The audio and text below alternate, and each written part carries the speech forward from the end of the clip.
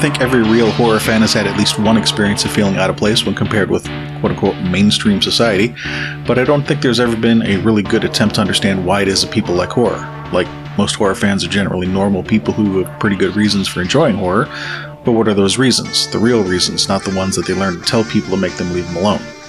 That's what our podcast is about, interviewing people in the horror biz to find out what it is about horror that they enjoy, what makes them happy. My name is Steve. I'm a bit of a psychology buff, and my co-host is my friend Chris, who's a horror buff. And so far, we've interviewed about 40 people in the biz and had a lot of fun with it. In this set of excerpts, we're going to share some of the fun stuff, the highlights. But if you want to hear the actual, meat of the interview, you can check us out on Google, Spotify, Apple, or just the player on our website. In this set of excerpts, we're going to be talking to director, producer, writer Sam Salerno, FX artist, actor and director Arthur Cullipher, and huge horror fan, DJ, and clothing designer Jennie Murray. In my 5th grade class around Halloween, we had to write a scary story, and I really put a ton of effort into that. I got in trouble because I guess it offended my teacher, which I was like, isn't that kind of the point? It's a scary story, but scary and offensive are not the same thing. Well, it was like a kid going into this house, and this is like 2005. So my big scary thing was that Michael Jackson was waiting for him. I was like, right with the scandal broke. So it didn't go over well. But I was that's a common thread. It was Michael Jackson from Thriller too, wasn't it? He was like dancing in my story. There was ghosts and whatnot too, but there was a Michael Jackson. I remember she got really offended. I was like, if my story kind of got under your skin, I feel like what other 5th grader's scary story had any sort of impact on her? I don't know. Right? Like if the teacher was open-minded and focused more on, the process of teaching and awarding, I don't know, good skills or good... maybe she was an MJ fan. Maybe, I don't know. Well, then all the more reason to say, you know what? That was disturbing, so it was effective. A+. Did you still partake in Halloween as a teen? Yeah, I trick-or-treated till... I think I started high school as I was 14 or 15, I think was when I started getting comments from the people at the houses. Aren't you a little old to be a stormtrooper? Yeah, they're kind of didn't want to give me candy anymore. I think I did it throughout high school. To come to think of it, though, I think I did it through my last year of high school. Yeah. That's acceptable, Yeah. Yeah. Definitely after that would be a little strange, but I wasn't too tall, so it helped, I think. Made me seem younger. What kind of things did you make in your teenage years? Was it shot in the backyard, blood packets, homemade kind of thing? Yeah, I actually didn't really get into the blood till later. I think because my mom wanted to let me film the blood in the house. But yeah, you're gonna get it everywhere. Yeah, now later, I've definitely gotten blood in my mom's house, but at least in high school, she wasn't really into letting me do it. But I remember doing it at my friend's house because his mom didn't care until I accidentally shot blood on their ceiling. Oops. As one does. Right now, I'm reading Dracula, and earlier this year, I read Ed Gein biography. Ooh, I bet that was good. Yeah, I love his story. It's probably my favorite true crime stories. I had no idea how creative he was with the flesh crafting until I looked into it just recently, a couple of months ago. Damn, he made a lot of things out of skin. Yeah, there's a lot of stuff too they don't talk about. In the book, I was really surprised. Like what? He had a box with 9 vaginas in it. 9? I knew he had a couple, but that is an impressive collection, sir. Yes. That's a strange choice of words, but sure. Yeah. Some details they don't really, I guess, cover on the mainstream documentaries. Mm-hmm. I wonder, did he have any mental afflictions? Well, yeah, he had a couple, but did they maybe find any abnormalities in his brain and an autopsy or something? You know what? I'm just going to watch the documentary or read the book. read it. Yes. I don't think they ever gave a specific diagnosis that I'm aware of. That's with the hindsight of 40 years now. It's today we would do that, but 40 years ago, and just your comment here about walking up or not being as afraid of a middle-aged man in a clown costume back in the 70s or 80s. It would have been unnerving, definitely, but I think that there would have been more leeway given back then than there would today. There's a lot more stranger danger today than ever back then. Yes, pre-Hansen era. Hansen, like Chris Hansen. Not the band, oh, no. I was like, how does that tie in? This is about to get real weird. No, no, Chris Hansen. It's like, how does that tie into this at all? Sorry, you were saying? My dad had made a bust of the devil, that is very cool. I still have it, and it had cubic zirconia for the eyes. And he had this thing set in his office, which his office had a big, heavy door and was always dark. And he'd send me in there for something, and I'd open this big, heavy door, and the first thing that would happen is the light would fall on those cubic zirconia eyes. It coincided also with they were trying to get me to stop eating my boogers. And so, I was gonna get you. yeah. Was it so the devil will get you if you keep doing this kind of thing? Well, I thought that was the reason. I thought that what was going to happen was that my boogers were slowly building a bust of Lucifer inside of me. And that if I keep eating them, then eventually it'll be complete and then I will be possessed. And was that more of an inspiration to continue eating the boogers then? I wonder, how did you take that? Yes, Dark Lord, grow in my belly. Grow in my belly. No, it was a deterrent. Okay. For sure. Yeah. But they didn't ever specifically say that. I just developed that idea, I think, somewhere between The Exorcist and that devil head and eating the boogers, Although childhood imagination.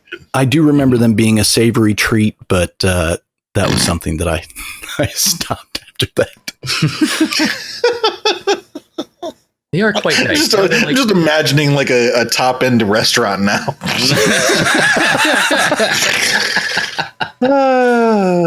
It's nearly feasible. Just the on thought tonight's menu, we have a savory choice of either original post-construction work or sweat lodge boogers. Yes, the sweat lodge are marinated quite nicely. We also have our high-end Gwyneth Paltrow goop straight from the source. Are those vagina boogers? Whatever. It's all about presentation, right? So right. All right, so Exorcist, eating your boogers, devil head. Yeah, there was, and I had a friend that I had had since 6th grade, but we had kind of drifted apart, and she came back to me around 10th grade and started taking me to Rocky Horror.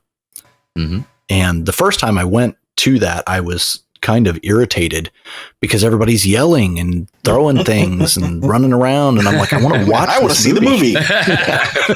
Shh, you're ruining the movie. Sit down. Right. I'm sure that would have been hilarious. I kind of want to go to a local play of Rocky Horror now and just be that asshole. Trying to watch the movie. But anyway, continue. Between getting fat, braces, divorce, acne, all this stuff, and I come back around to now, and through all that, I still had friends who were girls, but I didn't have girlfriends, And so now I was coming back around to this. Oh, I've stumbled onto something here that is going to get me laid. Maybe, but it worked a lot more often than it didn't. So you're like, I wanted to be like this anyway. The sex is just a bonus. Yeah, totally. Exactly. And there's, this negation of the fear of death. What do you mean? Well, you kill a cat, you drink cat blood, you get cat powers. Now you're like a cat. So that's sexy, right? I'm sure there's a song or a rhyme in there somewhere. But yeah, so and I think about that a lot as far as. Sorry, I'm just in the back of my head. I'm still going on that, and now it's to the tune of Stray Cat Street. With my tail in the air, man. You know. Stray Cat powers. Go ahead. Yeah, Sorry. exactly. Hey, all the ladies say you're a real dark guy. You know, so. That was just too fitting. But I do wonder if that would have, held up a mirror. Yeah, to me, you know. Mm-hmm. Oh yeah, especially if you were in this whole situation where you started to slowly more and more believe that you were a vampire.